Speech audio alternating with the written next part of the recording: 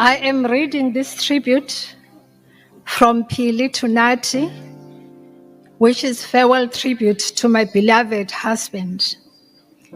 Firstly, Pili says, let me begin by acknowledging the presence of His Excellency, President Cyril Ramaphosa, and the Deputy President, Paul Mashatile, members of Cabinet, and all distinguished guests who have joined us today in honor and celebration of a remarkable life. Your presence brings great comfort.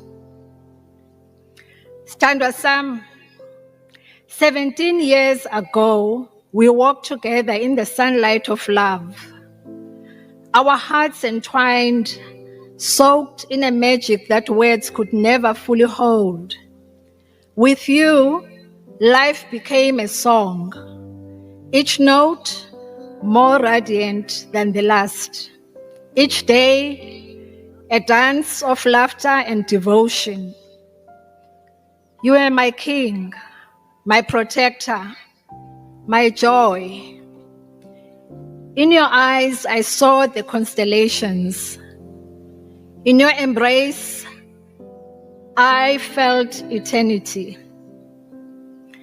And now, with one cruel stroke, death has stolen you away, tearing the fabric of our bliss, leaving me with silence where there was once melody. You were a lion of the struggle, fearless and unyielding, carrying the hope of freedom on your shoulders. You braved the shadows of danger so that light might dawn for our nation. With honor, integrity, and unshakable devotion, you served not only our glorious movement, but a nation dispossessed by and longing for liberation. Your fondness for the people never dimmed. Your quest for dignity never faltered. You gave of yourself wholly, certain that the seeds you planted would bloom for generations to come.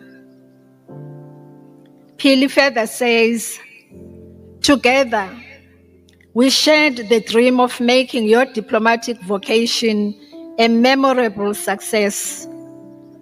Following the breakthrough at the France-South Africa Investment Conference in May this year, where we were deeply honored by the support and presence of Deputy President Paul Mashatile, alongside several cabinet and deputy ministers. I also wish to acknowledge the Deputy Minister of International Relations and Cooperation, Alvin Portes, whose tireless commitment and unwavering support helped bring this mission to life. With that momentum, your sights were set on the Trade and Investment Roundtable with Monaco. Among the many distinctions I deeply admired, that's what Pili says, in you was your embodiment of servant leadership. Your distinctive and instinctive inclination to place yourself last and others first. Equally inspiring was your abiding quest for the patriotic dividend. Your steadfast belief that every pursuit must ultimately serve the people. I saw how your heart achieved, and rather, I saw how your heart ached when the ANC faced the peril of disunity. For unity to you was sacred, the very soul of the movement we cherished so dearly. At home, you were no less a hero. You wrapped my family in your boundless heart, making space for us all, nurturing us with patience and tenderness. Your love was a garden in which I flourished. Your presence, a fortress that kept every storm at bay. Together, we built a world of warmth, And in that universe, I earned and learned the truest meaning of love. Now my heart is torn, bleeding with grief, broken by anguish, bruised by the agony of your final hour. The universe feels empty, the air heavy with your absence. I cannot ask God why, for love this great can never be explained nor measured by time. I ask only that He cradles you gently, that He keeps you close until the day I may be in your midst again. You are my sunshine, my eternal flame, and though death has hidden you from my eyes, nothing can quench the fire you lit in my soul. So go well, my beloved. Rest now, my king, my comrade, my eternal love, my commander-in-chief. Your spirit lives in me, and your light will burn bright across the horizon of my life until eternity calls me to your side. Stand Sam. Ngiyabonga.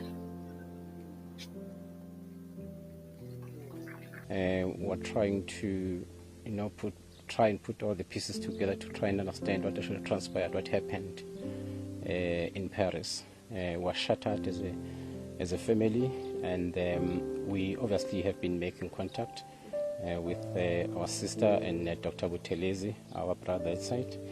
We've been getting regular updates. The family of Nathi Mthethwa didn't receive this news very well. They made it clear that this has got nothing to do with Mkhwanazi. Nathi Mthethwa didn't take his own life, but we're still trying to figure out what exactly happened.